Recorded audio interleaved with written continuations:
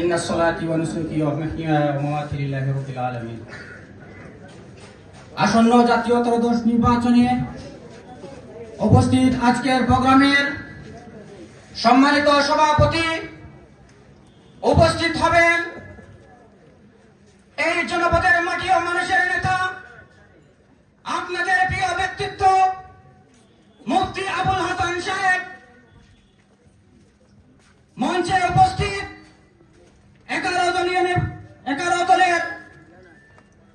দলীয় নির্বাচনের অক্ষের সম্মানিত দায়িত্বশীল বৃন্দ, জাতির বিবেক, সাংবাদিক বন্ধুগণ এবং গানেঘাটবাসী, আসসালামু আলাইকুম ওয়া রাহমাতুল্লাহ। সংগ্রামী সাথী বন্ধুগণ, আমরা আজ অনেক ব্যক্তি সম্পর্কে কথা বলছি যার সম্পর্কে কোন বিদ্বেষ করার কোন ক্লু নেই, অথচ আমরা দেখতে পাচ্ছি অনলাইনের মাধ্যমে বিভিন্ন প্রপাগান্ডা ছড়ানোর প্রচেষ্টা করা হচ্ছে, অথচ তারা জানে না মুফতি আবুল হাসান সাহেব এমন একজন ব্যক্তি, তিনি শুধু এই চট্টগ্রাম জেলার মুফতি সাহেব নন,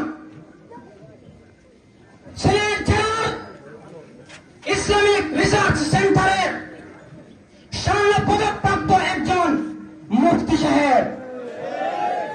সুতরাং কোথায় ফতোয়াবাজি করো, একটু হিসাব করে কথা বলা উচিত, একটু ভেবে চিন্তা কথা বলা উচিত। সংগ্রামী প্রিয় বন্ধুগণ, আজকের এই জনজুর জনগণের উচ্ছ্বাস কিসের ইঙ্গিত দেয়?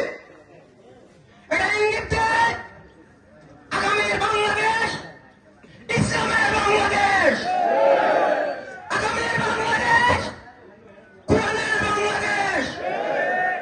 এটা প্রমাণ করে আগামীর বাংলাদেশ ইনসাফ ও ন্যায়ের বাংলাদেশ।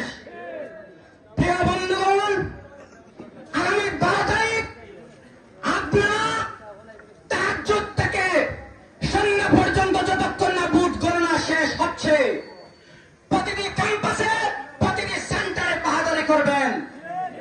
ভোটের পরিবেশ ভালো হওয়ার সম্ভাবনা খুবই কম, কিন্তু এই পরিস্থিতিকে আমরা ভিন্ন রূপ নিতে কখনো সম্ভব হতে দেব না। প্রিয় বন্ধুগণ, সময় খুবই সংক্ষিপ্ত। ইনশাআল্লাহ 12 তারিখ বিজয়ের মিছিলে আবার দেখা হবে। খুদা হাফেজ। বাংলাদেশ জিন্দাবাদ। মুফতি আবুল হাসান সাহেব জিন্দাবাদ।